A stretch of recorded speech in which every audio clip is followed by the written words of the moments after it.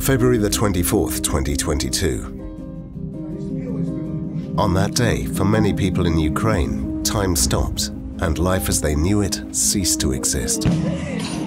From that day, the brutal and ruthless Russian invasion of their country began. All hell broke loose, taking tens of thousands of lives. Millions of terrified residents of Ukraine, fearing for their lives, were forced to flee their own country.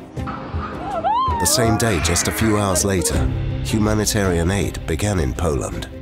The scale of the aid was so huge that the rest of the world was amazed. Uniting Poles, giving up the comforts of everyday life, rushed to the eastern border, providing refugees with warmth, food and shelter. Just a few days later, the Poles were filled with desire to help their neighbors by welcoming them into their homes and by doing everything to restore peace in their hearts. Before you is a testimony of heroism, born in a moment in thousands of Polish hearts, beyond all divisions. This is a story about a country that has become home to over 2 million Ukrainian visitors in less than a month.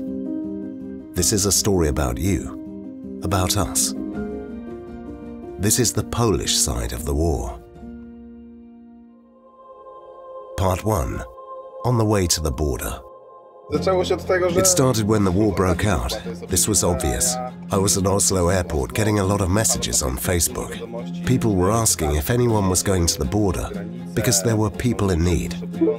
We started to hear about these great waves of people standing on border crossings, in meter-long queues, often on foot, and that transportation is needed. Since we have our 8-seater bus, I decided it couldn't stay empty. We pulled up for the first time. I opened the boot, and they were like, "Oh God, this and that will come in handy. This will come in handy. Everything comes in handy. What do you need? We need everything." The car is ready and we're going to pick up Michal, the second driver who drives with me to the border. On the way through Warsaw, we took the extra donations and we set off.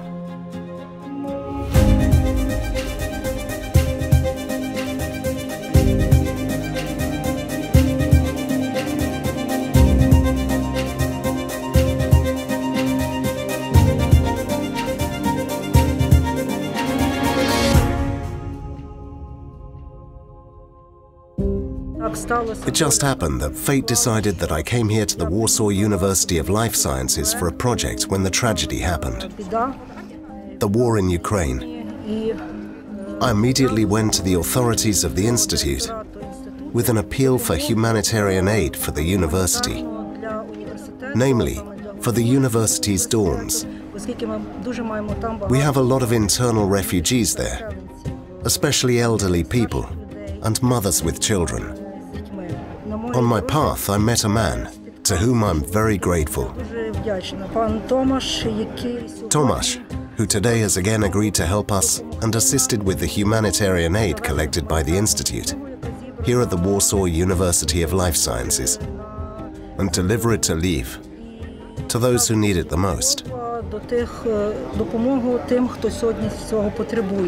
Some of the aid will stay in Lviv, as I have already said, and some of the aid will go further, to Kyiv, Chernihiv, Sumy, other cities that desperately need our help, our support, and understanding that Ukrainians who are left in Ukraine are not alone. We are all helping them. And I bow low every day to every Pole who did not forget about Ukraine. Thank you.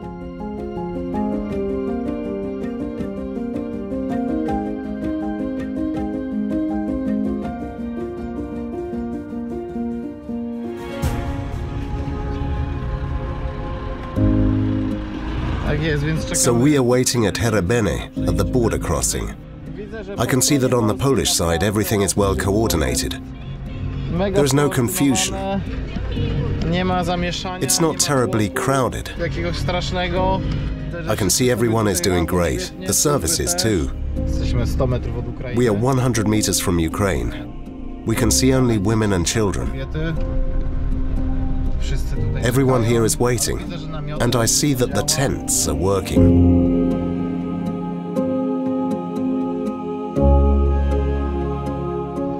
It's 4 a.m. Practically nothing has changed here.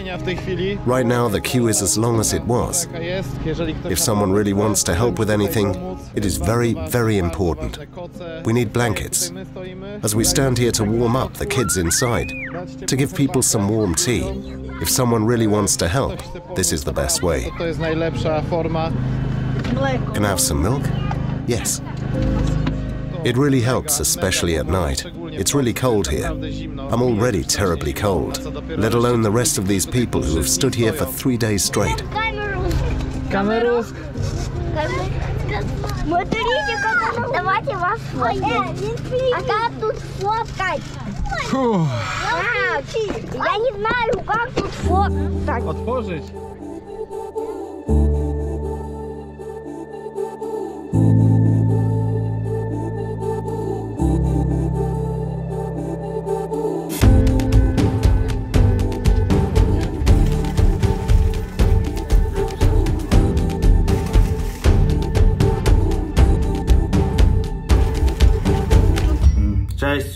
Hi, listen up. I don't know. I don't know where to start. I don't know what to tell you. I don't know if what I'm doing and saying makes sense. I don't know anything. Tell the people who are coming to Poland to check where there is little traffic and short queues. Those who are coming from Ukraine to Poland, please check where the queues are the shortest, where it's fastest to cross the border, and where it's the safest, and then move. When it all started, I also started reading the information online. When I was reading some of the posts, I was heartbroken. And then I realized I wanted to help. A lot of people realized they wanted to help. Being there on site, there was no space to write. There was no time to take notes on my phone. It was easier to just record such notes in video form. Adding videos made it easier to collect this information, because the transmission of information was problematic at the beginning. On one hand, it's timeliness, and on the other hand, it's reliability. Listen, I have a quick appeal. A quick video, and this is very important. People who know me and like me, two things can be assumed.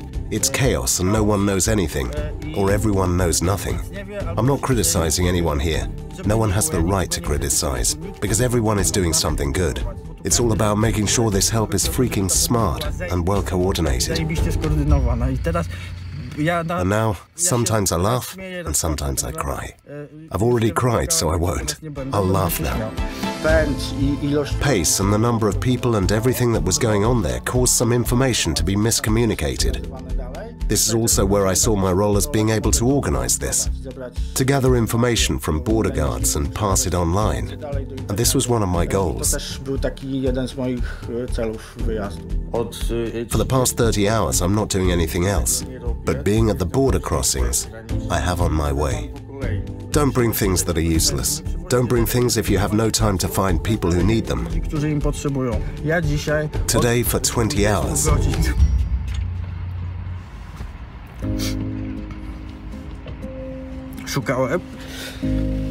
I was looking for people who needed what I brought. There are really a lot of good people here, but there are a few problems.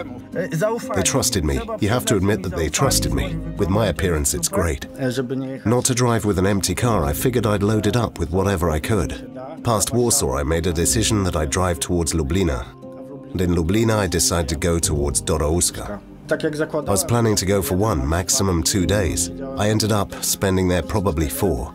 At one of these border crossings, the media made a fashion show for themselves. Because everyone had time, everyone was basking in the sun. There weren't many refugees.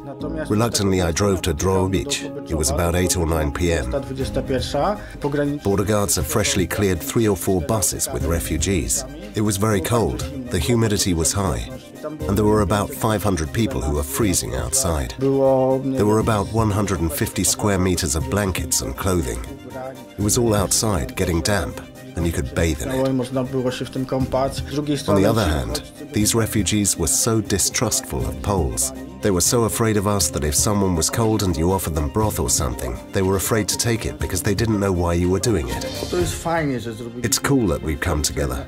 Cool that everyone is throwing cash their time. The biggest help is that there are people here with guts who can coordinate things, because there is total misinformation. It's not their fault. It's just that there's war here. This is where the war is. They're totally overworked. They don't have time to use the toilet. I managed to pee a couple of times today. How am I supposed to do it? And when? I sleep. Actually, today I slept 4 hours. It is very safe here. There are a lot of people here. A lot of Poles who want to help and who do help. There's warm tea, coffee and blankets. They feed us here. So everything is safe and very comfortable. People here are nice and willing to help. There is also transport. They will take you where you need to go, and most importantly, it's for free. Greetings to Ukraine.